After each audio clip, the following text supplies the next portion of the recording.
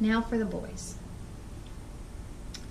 The funniest thing about this is 2 weeks before I decided to homeschool my boys, we were at my husband's grandmother's funeral in Arkansas, and one of my sister-in-laws asked if I would ever homeschool the boys like I did my daughter. And I said, absolutely no, not. I would never, They're 13 months apart. They would just feed off of each other, their energy, and I said, nope, I don't have the patience for it. I'm not going to do that. Nope, nope. Well, don't ever say no, because 2 weeks later, God placed it on my heart that I needed to homeschool the boys. I was at home by myself, and I knew that the youngest, well, let me back up to the youngest. I think I've already gone over this in my introduction video, I think. My youngest, when he went to K4, and he was at PCA, my middle child was at PCA. So he was in K4, my middle child was in K5. My middle child did fine in K4. My youngest child and his teacher did not get along. In fact, every once in a while we will see her in a local Mexican restaurant here in town. I think she goes there every single Friday night, because that's when we would see her, was on Friday nights. And he would kind of cringe and get behind me and be shy. Well, he's shy anyway, but it was more apparent every time he saw her, and that is to this day. They did not get along. They would tell me, I would be called to the principal's office every single day the first semester, and they would tell me what he had done, and here's the paddle, and they would turn around and walk out the door and close the door behind him. And some days he would get a paddling, a spanking, and some days he would not, depending on what went on. They would tell me things like he would take his shoes off and run around the classroom, which shoes and socks, which is totally baffling to me, because he would never do that any other place. Not nowhere. Not in the car. He never took his shoes and socks off in the car. At home, he would, of course, take his shoes off, but not his socks until he was ready to go to bed. In fact, he still does that, or take a bath. So it was totally odd behavior that he had in K4. So this went on from, I want to say, September, October, November, and in December I told my husband, I said, there is no way I can leave my office, which my office was only 5 minutes away from the school. But I told him, I said, I can't tell a tax client, I'm sorry, you're going to have to stay here. I'm going to have to lock you out, and you're going to have to stay here, and I'm going to have to go spank my child, and then I'll be back to do your tax return. No, I could not do that. So we discussed it for a little while, and we pulled him out of K4. And after tax season was over, and when in between clients and everything, while I had clients, he would sit at the desk beside me. I had 2 desks. It's just me in my office, so I had one desk here and one desk in another space next to me. He would sit at that desk and color all day long. Hardly ever got up and came down to where I was, or came over to where I was. It was just, night and day difference between what they were telling me and what happened after I pulled him out. So after tax season was over, and in between clients, whenever I wasn't as busy, we would work on things. And, I asked them, because I had paid for the whole curriculum for K4, and I asked them if I could have the remainder of his curriculum. And they gave me 3 or 4 sheets. That didn't settle with me very well. But anyway, I went to, I think it was the dollar store or something, and picked up some kindergarten K4 things that are preschool stuff that I thought would be good for him. And anyway, we worked on that. Well, then by the time K-5 came around, me and my husband, we were going to put him into the public school, which is just right outside of our neighborhood. I mean, I have to drive past the public school to go to anywhere. That's the only entrance and exit out of our subdivision right now. So I went up there to register him, and they made me mad. I don't know if I was just PMSing that day or what, but they said I needed to bring a household bill up there. Well, I took, I think it was either my cable bill or my telephone bill. And when I got there, they told me, oh, we can't accept that bill as proof that you live in that location. What? So anyway, that was like a month before school started. And so me and my husband talked to him, and he said he was ready to go back to PCA. Well, he went back to PCA in K-5. He had no problems whatsoever in K-5. In fact, when I was picking him up from K-5 one day, I heard some parents behind me in the pickup line. You had to walk through. It's a process. Everything they have at this school is a process, and it works like a well-oiled machine because they've been doing it for so many years. But I heard some of the parents that were behind me say, man, these teachers are so much more relaxed this year. If we would have had this last year, we would have had a much better year. So I don't know if in K4 they try to break their spirit or break their willpower, or I say that because when I was a kid, my mom used to take Becca Horton, which is the founder of Pensacola Christian, founder of Becca. She used to take her courses, and that was one of the things that Becca had said was when children are young, you need to break their spirit or break their willpower, their will, and so that they will follow you and they will obey you and stuff like that. My mom didn't really agree with that, but she said it stuck with her. You know, that one phrase stuck with her more than anything else. So anyway, so it wasn't just my imagination. There were other parents that had had a bad experience in K4. So, let's see here. So then he went into first grade, and he had a brand new teacher. She was straight out of college, and she was I hate to say this, but she was a fast talker, and I have a problem understanding people that talk fast. So you can imagine a first grader, and another thing is, we're from the South. We have a Southern accent. She was from the North and had a Northern accent. So it was, she would say things totally different than I would say them, and he wouldn't understand that. I know it sounds like I'm giving him excuses, but I just feel like this is what happened in first grade.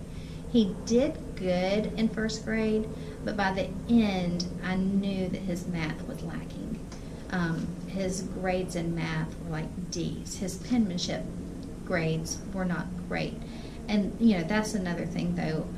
I didn't really worry about penmanship too much because they are sticklers. I mean, they start out with cursive in K4. And if you do not write absolutely perfect, you're going to get marked off on your penmanship. So that's, you know, I didn't really worry about the penmanship, but I knew that if he went into second grade, third grade, and his penmanship was still the same way, that he would be getting bad grades in that. So anyway, there was other things. His spelling wasn't great, and I really think that that was the language thing. She would say something, or she would say it fast, and he wouldn't understand her, because he would tell me, I didn't understand that word, Mama. So anyway, by the end of first grade, I knew I had to do something. Well, I had used Matthew C. with my daughter, and I thought, he's a visual learner. If he has something that he can hold on to, or I guess that's what you call it, is a visual learner. If he has something he can hold on to and count, then he will do better in math. And if I can work with him through the summer, then maybe he can go into second grade and not be a problem. So that's what I did. I ordered the curriculum for Matthew C, because the other stuff I really wasn't worried about, because I knew that he would have a different teacher, and maybe she would be from the South, who knows. Maybe she wouldn't be a first-year student, first-year teacher or whatever. And so the math was the problem, though. The math was the worst grades. And so we worked on during the summer, and he just was not getting it. Math just does not click with him at all. That's just one of his low points. Okay. Sorry about that. Dogs, they thought the dogs wanted to come out. Well, they only want to come out because I'm out here. Anyway, my notes are upside down now. Let me see here. So we worked throughout the summer. Did I go there? I don't remember, but we're going to go there again.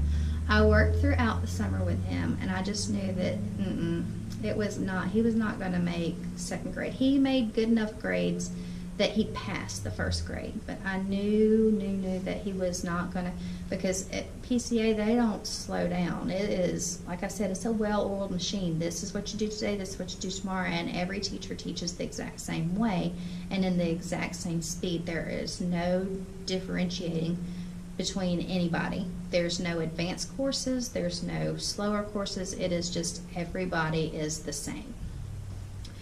So I knew there was no way. So, I don't know, one day before the kids had woke up, I was watching Fox News, and this family was on talking about homeschool, and I thought, wonder if I should homeschool him. I don't know what I'm going to do. What? Okay, let's do as my daughter did the other day. Take 3. One of the dogs puked. Anyway, and nobody can clean it up but me. Imagine that. Anyway, where was I? So I worked with him through the summer on his math, and I knew by the end of the summer that it just was not, he was not getting it. Nothing that we would do, I mean, we would work for hours. Nothing that we would do would click with him. So one morning before the boys woke up, I was up doing some work, and the TV was on in the living room, and it was on Fox News, and there was a family that was on, and they were talking about homeschool, and I was like, should I homeschool Nick? I don't know about that. I just don't know. So that night, and to me, when the Lord places something on my heart, I can't sleep until I have done something about it. And so that night, I went to bed, I went to sleep, and I slept for like 2 hours. And then I woke up, and I could not think of anything else but homeschool. So I got up and I did research.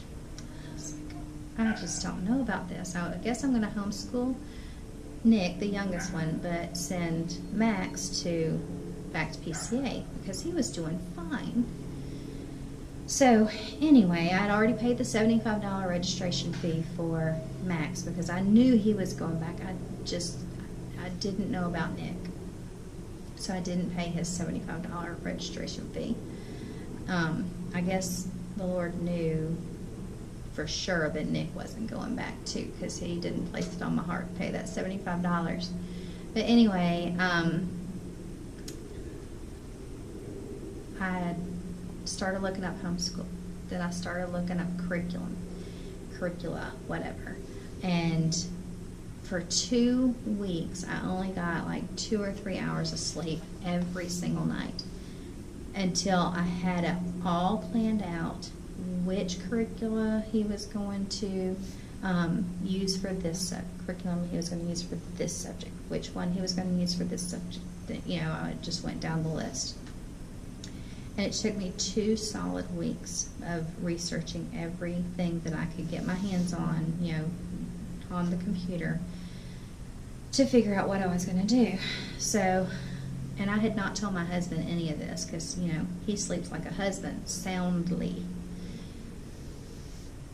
So for those 2 weeks, I was exhausted, but I wouldn't say anything to him. Finally, after those 2 weeks were over and I had everything laid out, I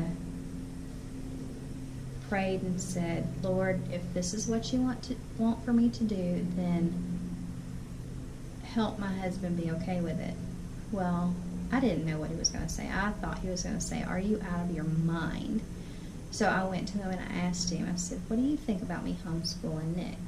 And he said, I think it's a great idea. And he said, what about Max? And I was like, oh no, he'll go on to PCA. Well, after, I was shocked that I told him, I said, I can't believe you just said that. I was not expecting you to be okay with this. And so,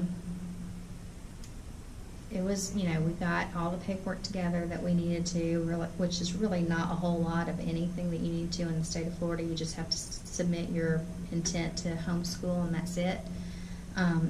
And I got that paperwork downloaded, printed it out, started filling it out, and we were talking about homeschool and trying to make it, real big and exciting and everything. And Max goes, well, what about me, Mama? Are you going to homeschool me? And I was like, oh, what do I do? My husband just said, well, what about Max? Now Max is going, what about me, Mama? Are you going to homeschool me? And I thought, well, I've done all this research already for everything, so I think I know what Max would work for him also. I said, okay, we'll homeschool you too. So I passed it by my husband again. He was like, yeah, I think that's a great idea. So my goal, I'm back. I am not only new to YouTube, but I'm new to GoPro. And whenever I was recording the other day, I ran out of memory. And by the time I got everything taken off the memory card, it was dark and the mosquitoes were out. So hence the new costume change and everything. I'm not even sure where I was the other day, so I think where I was, and also look, long sleeves in Florida. It's cold. It's like in the 50s. I know some of y'all are dying laughing because of that, but it's cold here in Florida. Anyway, let's see. I think I was at my goals for the boys, and now a very loud bird is squawking in the woods behind us. Anyway, let's see. My goals for my boys. For my middle child, this is how homeschool has changed, or my goals has changed for them. I plan on making sure that he keeps going. I feel like he will graduate high school early and start college early. We have it used to be like a junior college. Now they're a state college, so they're a 4-year degree college now. And their rules have changed also on when you can start college courses. Used to, it was you had to be 16, and he's 11 now. And like I said, he'll be starting 7th grade probably in January. It's not going to take him that much longer to get through what he's got to get through. So, and he's already doing a elective of what is it called? Career opportunities. Right now, he is doing management. So I think all of this is really, really good. We use the Monarch system. It's all online and it's all Christian based. So I feel like he's going to be going into college here in the next couple of years. Probably by the time he's 13, which is amazing. And, graduating if it's a 4-year college. I mean, now granted, when you first start out, you can only take one college course that year, that semester. One college course every semester. They have 4 different semesters. And we homeschool year-round anyway. And then the next year, I believe they can take 2 for the fall and spring and 1 each in the summer. And then they can take more after that. So I feel like by the time he's ready to graduate high school, the age that you graduate high school, 17 or 18 years old, he will have his 4-year degree or very close to it. Right now he wants to be a programmer, whatever you call it, a game programmer, but he's 11.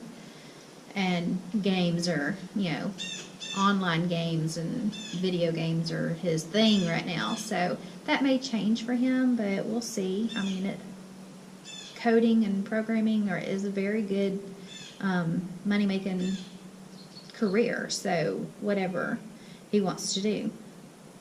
My youngest, my goals really have not changed for him.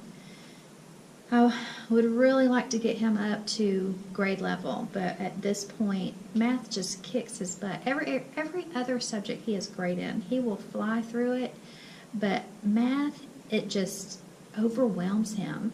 So every other subject, I would say that he is up to grade level on all of those.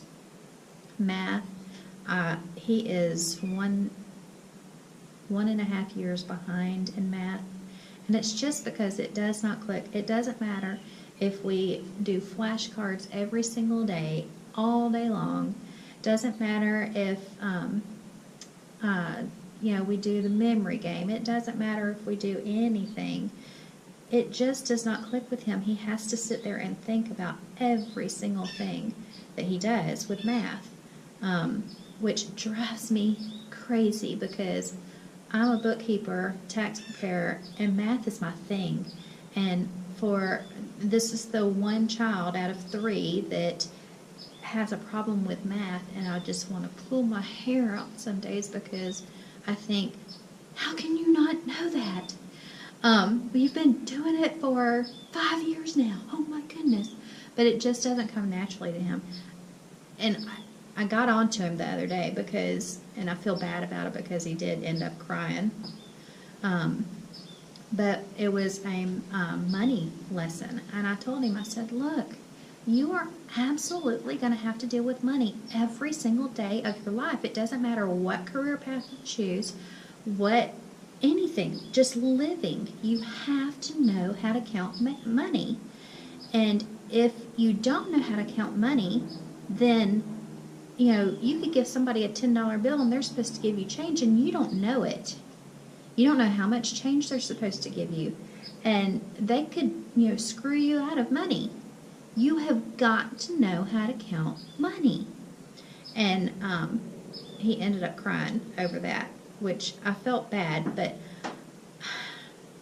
we have been going over money since he was in kindergarten.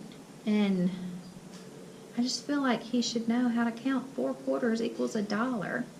And that just blows his mind sometimes. And it just drives me crazy. And I don't know how to correct that and how to get him to understand it. I have tried everything. We have gone over money for days and days and days. And nothing ever seems to help with that. So anyway, I just don't know with him on the math thing if I'll ever get him to grade level. That's my goal. It's always been my goal, but I just don't know if it's going to be possible because right now he's so far behind and it just does not click with him. And I don't know. I'm at my wit's end. Like I said, I have tried. We have Math UC. We have done. Oh goodness, I can't even think right now. I've done multiple different. I've printed things off the computer from that teacher pays teacher thing on money. I have done goodness, everything I can think of. I've pulled money out of my purse and I've had him count it, and you know, he does 25, 50, and then when it goes to 75, he's just totally blown away. And if you add in any dimes or nickels or pennies, oh my goodness. So I just don't know. If y'all have any ideas on, if y'all have experienced this with any of your kids, please let me know what you have done to help with that, because like I said, I am at my wit's end with that. I don't know what to do. And it's not just money, it's all math. It just doesn't click. It does not click no matter what we do. So anyway, that's my goals for my boys. My daughter's already graduated, and she's going to go to cosmetology school. She moved out a couple of years ago, and she has done well. It was hard when she first moved out. It was heartbreaking when she first moved out, to be honest with you. But I'm proud that she wants to do things on her own. Absolutely. This cosmetology school, you know, there's one here in town, or there's several here in town, but one here in town particularly that she could go to, and she could live here, you know, rent free or whatever. But no, she wants to go to a particular one in Orlando because she's done the research, and this is the one that she wants to go to. And she's going to pay for the whole thing on her own. So, you know, how can I say no to it? How can I be unhappy with that? That is dedication. That is drive. That is everything that we've taught her to be. If you want something, you go after it, and you pay for it yourself. You don't ask for help. What else can I say? That is the goal in life for all children, right? Is to raise them up to be wonderful adults and self-supporting adults and take care of themselves. So I can't complain about anything that we've done with my daughter. Like I said, when she first moved out, it was heartbreaking because she's my baby girl and I didn't want her to move out, but it happened. We're used to it now. Right now she lives 2 hours away. In January, she'll live 8 hours away. So that's going to be more difficult because we're not going to be able to see her. She comes home every weekend, every Sunday right now, and she's not going to be able to do that when she moves to Orlando. So that's going to be harder, but she's got her mind made up. And if that's what she wants to do, that's what she's going to do. So who am I to say no or to tell her that's the dumbest idea I've ever heard of? That's not for me to say. That is something that, you know, if the schooling doesn't work out, then she has to, you know, find out on her own. So I think it's great. I think it's a great learning experience. Great experience in all. She's going to have to go down, work a full-time job, and pay for school. Yes, that sounds very hard, but it's doable. I worked a full-time job and went to school, and I graduated, and I do very well. So I'm not going to stop her from fulfilling her dreams. So anyway, I think that's all I have to say about this. I could go on and on and on, but I think that y'all get the gist of everything. So I want everybody to have a great day. And like I said, if you have any ideas on how to get my youngest to count money or to grasp math or whatever, please, please, please let me know. All right, I'll talk to y'all soon.